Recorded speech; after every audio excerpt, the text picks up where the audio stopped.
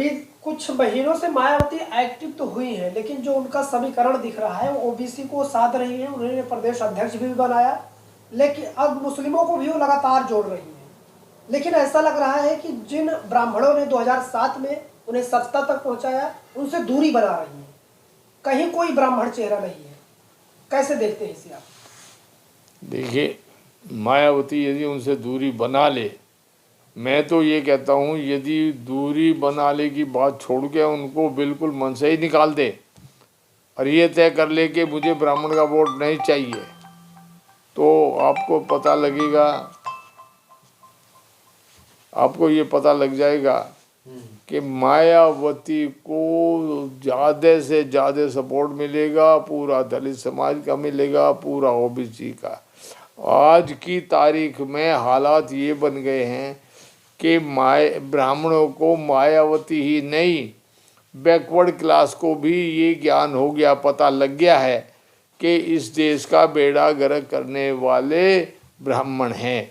और जो 75 साल में देश को बर्बाद किया है वो इस ब्राह्मणवादी व्यवस्था ने, और वो व्यवस्था ब्राह्मणों ने ही बनाई है, क्योंकि आज ब्राह्मण ही सर्वे सर्वा हैं हर जगह पर।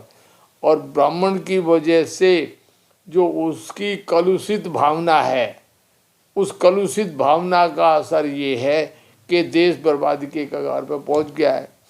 वो लोग कभी भी न्यायप्रिय नहीं होते और कभी भी उन्होंने आज तक कोई ऐसा कदम नहीं उठाया जो इस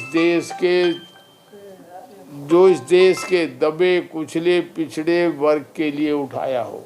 वो लोग चालाकी चलते हैं, वो लोग समाज को धोखा देते हैं, वो लोग ये समझ के चल रहे हैं कि इन लोगों को उठने नहीं देना है, इन लोगों को वहीं भिखारी बना के रखना है, ये उनकी मानसिकता में है। अब लोगों को ये भी, चाहे वो दलित हो, चाहे पिछड़ा हो, चाहे अकलियत का लोग हो, उनको समझ में आ गया है, वो ब्राह्मणों की चाल को समझ गए हैं कि ये जो मुट्ठी भर लोग हैं ब्राह्मण, ये एक छत्र राज अपना चाहते हैं और हमारा समाज उसको किसी तरह भी बर्दाश्त करने के लिए तैयार नहीं है। अभी ये दलित समाज ही नहीं, अभी पिछड़े लोगों को अकल आ गई है, वो लोग समझने लगे। पहले तो वो अपने आप को हिंदू हिंदू और बड़ा अपना हिंदू का वो समझते थे, आज उन्हें पता लगा है तुम हिंदू नहीं हो, तुम तो शूद्र हो। अब उनको जैसे ही उनके बड़े नेता उनको समझाने लगे, बताने लगे पर हर जगह पर, अब लक्ष्मण यादव है, लक्ष्मण यादव ने पूरे देश में घूम के उनको बताया कि तुम शूद्र हो, और उनको ये बताया हिंदू की कहानी को जरा सोचो समझो और अपने पुरखों की बातें याद करो और देखो सच क्या है झूठ क्या है। अच्छा, भगवान बुद्ध ने जो है वही ब्राह्मण बहुमत के साथ सत्ता तक पहुंचाए थे मायावती। नहीं, ब्राह्मण का कितना % वोट है? ब्राह्मण नहीं, ब्राह्मण 11% भी हो तो 11% तक कौन सा वो सरकार चलती है। उसमें ब्राह्मणों को पहुंचाने का मतलब था कि उसको अपने हाथ की कठपुतली बना करके रखेंगे और अब उसी हिसाब से चलेंगे। तो उन्होंने मायावती को कठपुतली बनाने की कोशिश तो बहुत की, पर मायावती को जो ट्रेनिंग मिली है बाबा साहब की, काशी राम की या जय भगवान जाटव की, वो उसको ऐसी मिली है कि वो ब्राह्मणों की कठपुतली नहीं बन पाई। वो ठीक है, लेकिन उसने बिल्कुल इंसाफ के काम किए, इंसानियत के काम किए, वो काम किए जो यूपी के हक में थे। और यूपी को उसने इतना सजा संवारा है, इतना काम किया है, इतने कॉलेज खोल दिए, इतने स्कूल खोले हैं, इतने हॉस्पिटल खोले हैं, जितना मायावती ने काम करके दिया इतना किसी भी राज्य ने, किसी भी राज्य के मुख्यमंत्री ने अपने छोटे छोटे राज्यों में भी नहीं करके दिया। जबकि यूपी एक देश है और उसमें जितना काम मायावती ने किया है इतना काम आज तक कोई कर नहीं पाया। लेकिन अभी हम जो देख रहे, जो चर्चा होती है उनके कामों की कहाँ चर्चा होती है? चर्चा होती है कि उन्होंने हाथी बनवा दिया, पार्क बनवा दिया, मूर्ति बनवा दी। वो तो जो ये ब्राह्मण लोग हैं वही लोग इस तरह की चर्चा करते हैं। हाथी क्या, हाथी तो आप जाकर के देखो, किसी भी महल के यहाँ जाके देखो, किसी भी इस देश की जहाँ प्रोमिनेंट कोई भी बिल्डिंग है, होटल है, बाहर इतने हैं, उन सब के आगे हाथी खड़े मिले। हाथी तो हमारे देश का एक स्पेशल जानवर है जिसको लोग पसंद करते हैं, और गणेश उसके वाहक तो है, गणेश वाहक। हाँ गणेश वाहक कहिए। तो इस तरह से जो भी लगे हैं तो सब जगह लगे हैं।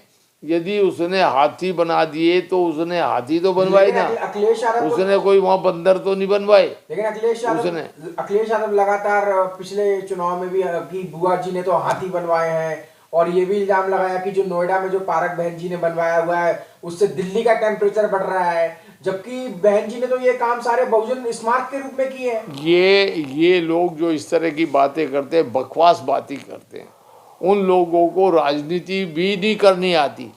राजनीति काम की करें तो वो भी आगे बढ़े। जो अच्छे काम हैं, अच्छी बातें हैं, उनको अप्रिशिएट करना चाहिए हर राजनीतिक दल को।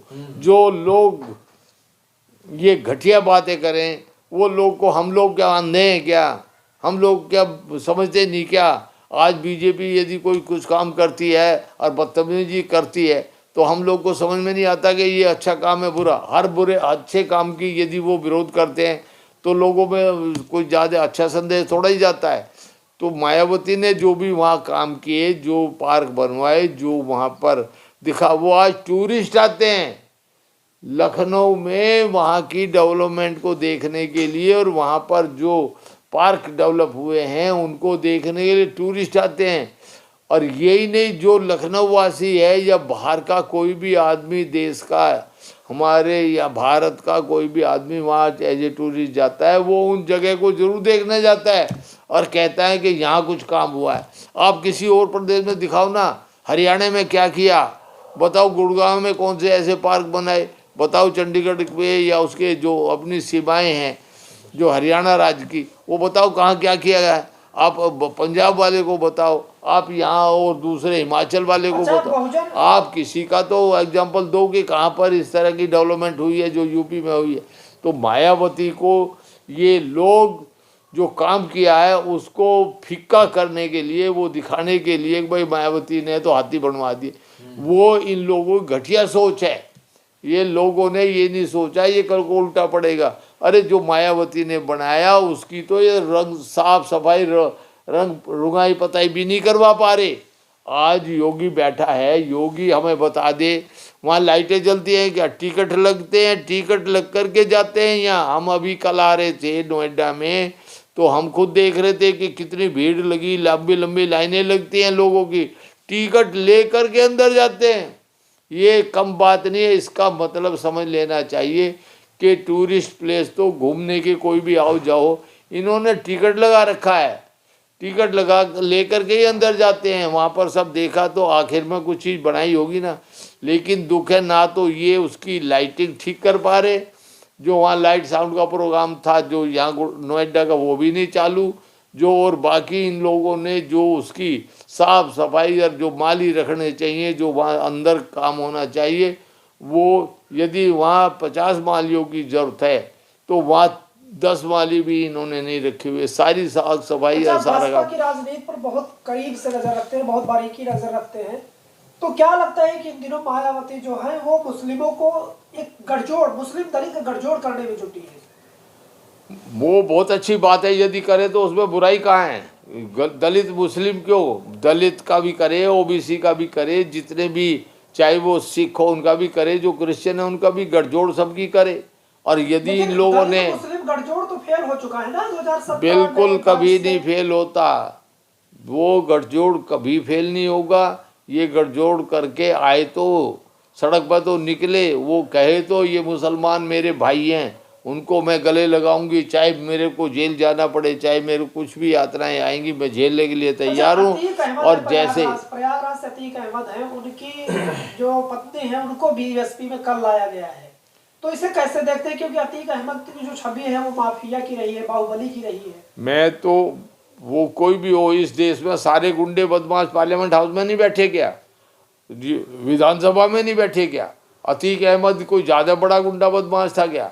उसके उस जैसे तो यहाँ पर पार्लियामेंट हाउस में बैठे हैं बदमाश, कितने एमपी बदमाश, कितनों के ऊपर केस है, बार बार तो सारी फिगरें आती हैं, कितने दागी एमपी पार्लियामेंट हाउस में बैठे हैं। और हमने जो बाहुबली यहाँ भी बैठे हैं, विधानसभाओं में बैठे हैं, बाहुबलियों की हमने सारी की सारी वीडियो कैसेट हम सब देख रहे हैं, बोल रहे हैं, बात कर रहे हैं, चाहे वहाँ कोई भी रहा हो।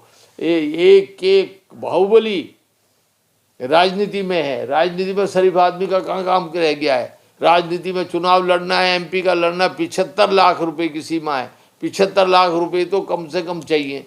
अब गरीब आदमी कभी चुनाव लड़ेगा तो इसमें बदमाशी होगी। पार्लियामेंट हाउस में बैठ रहे जो आदमी हैं वे बदमाश तो वहाँ पहुँच गए, तो देश को कैसे चलाएगा? देश को वही चला